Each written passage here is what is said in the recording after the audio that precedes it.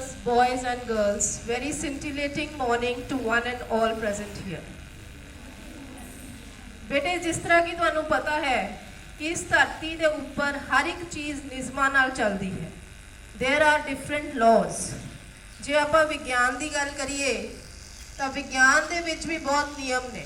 जिवें कि तुसीं पढ़ते हो गुरुत्वाकर्षण का नियम, law of gravitation, Newton's laws of motion, Newton के जिहड़े गति के नियम ने. ये जिहड़े नियम ने ये कदे भी चेंज नहीं हो सकते क्योंकि इन्हां दे पिछे प्रूफ हुंदे ने. उस तरह कुदरत के नियम ने, जिवें कि change is the law of nature. तुसीं सारिआं ने इस बारे सुनिया है. कुदरत के नियम भी बहुत पक्के ने, ये कदे बदले नहीं जा सकते. उस तरह जिंदगी के भी कुछ नियम हुंदे हैं. जिंदगी दे विच कामयाब होने लई एक सक्सेस मंत्रा हुंदा है. उसे दी गल अज मैं करन जा रही हूँ. तुसीं सारे स्टूडेंट लाइफ दे विचों गुजर रहे हो. इस स्टेज दे विच तुसीं किहड़ियां गल्लां दा ध्यान रखना है वो अज असीं डिस्कस करांगे. तुसीं सारिआं ने सुनिया है hard work is the key to success. ਇਹਦੇ ਨਾਲ मैं एक लाइन होर जोड़ना चाहनी हाँ जिहड़ी तुहाडे लई बहुत ज़रूरी है. Hard work along with concentration and hope is the key to success. मेहनत करना बहुत ज़रूरी है पर उस मेहनत दे विच इकाग्रता का होना ते उम्मीद का होना उस तो भी ज़्यादा ज़रूरी है. मेहनत उही कामयाब होती है जिहदे विच इकाग्रता होवे अते उम्मीद होवे. कंसनट्रेशन एंड होप जो कि अजकल के विद्यार्थियों के विच बहुत घट है. क्लास के विच अक्सर देखने को मिलता है कि तुसी फिजिकली तो प्रेजेंट होंगे हो पर मैंटली तुसी उत्थे नहीं होंगे क्योंकि तुसी उत्थे ना तो फोकस करते हो और ना ही कंसनट्रेट करते हो. कंसनट्रेट करने की ज़रूरत है और मन के विच हमेशा उम्मीद का रहना बहुत ज़रूरी है. हुण इस दे नाल एक साइंटिफिक फैक्ट मैं तुहाडे नाल डिस्कस करना चाहनी हाँ. इहनूं ध्यान नाल सुणिओ. 1950 की दशक के विच एक विज्ञानी होए सी. उन्हां दा नाम सी Kurt Richter. Kurt Richter Harvard university के एक मशहूर साइंटिस्ट सीगे. उन्होंने एक एक्सपैरीमेंट किया सी. उन्होंने की किया, एक जार लिया, उहदे विच पानी पा दिता, ठीक है, और उस पानी दे विच चूहा सिट दिता, जिउंदा चूहा. वो चूहा पानी दे विच थोड़ी देर तैरता रहा और उस तो बाद वो डुब गया तो उसकी मौत हो गई. रिक्टर ने वो जार उतों हटा दिता तो चूहे नूं भी हटा दिता. उस तो बाद उन्होंने एक नवा जार लिता, उस दे विच पानी पाया और फिर उस दे विच एक नवा जिउंदा चूहा पा दिता. उस तो बाद की होया, वो जिहड़ा चूहा है वो तैरता रहा. जब वो 15 मिनट तक तैरता रहा तो साइंटिस्ट ने उसनूं बाहर कढ़ लिया, उसनूं प्यार नाल सहलाया, उसनूं सुकाया क्योंकि वो गिला हो गया सी और उसनूं थोड़ी देर रेस्ट करन दिता और फिर दोबारा तो उस पानी दे विच पा दिता. हुण वो चूहा फिर कोशिश करता रहा, तैरता रहा. 1 घंटा बीत गया, 2 घंटे बीत गए, 3 घंटे बीत गए. इस तरह वो चूहा लगातार 60 घंटिया तक तैरता रहा.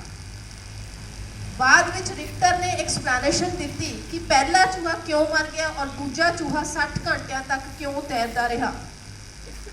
इसका कारण ये सी कि जिहड़ा चूहा पहला तैर रहा सी उन्होंने कोई सपोर्ट नहीं मिली सी, पर जो दूजी बार चूहा तैर रहा सी तो 15 मिनट बाद जो रिक्टर ने उन्होंने कट लिया सी तो उन्होंने एक एहसास हो गया कि मेरे पीछे एक सपोर्ट है, इस करके मैं कोशिश करनी जारी रखांगा. और वो कोशिश करता रहा. उन्होंने उम्मीद सी कि कोई सपोर्ट वाला हाथ आएगा जिहड़ा मैनू बचा लेगा और इस उम्मीद के नाल वो कोशिश करता रहा और वो बच गया. तुसी सारे अपने आप को इस सीन के नाल कंपेयर करो. तुसी सारे स्टूडेंट्स हो, तुहाडे पिछे बहुत वड्डी सपोर्ट है. किहदी सपोर्ट है? तुहाडे पेरेंट्स की सपोर्ट है, तुहाडे टीचर्स की सपोर्ट है और सब तो उपर परम पिता परमात्मा की सपोर्ट है. बस तुसी सिर्फ कोशिश करनी है जो कि तुसी नहीं करते. हर वक्त तुसी कोशिश करते रहना है. जदों भी तुहानू मदद की जरूरत पएगी, जदों भी तुहानू गाइडेंस की जरूरत पएगी, जदों भी तुहानू हैल्प की जरूरत पएगी, असीं तुहाडे पिछे खड़े हाँ.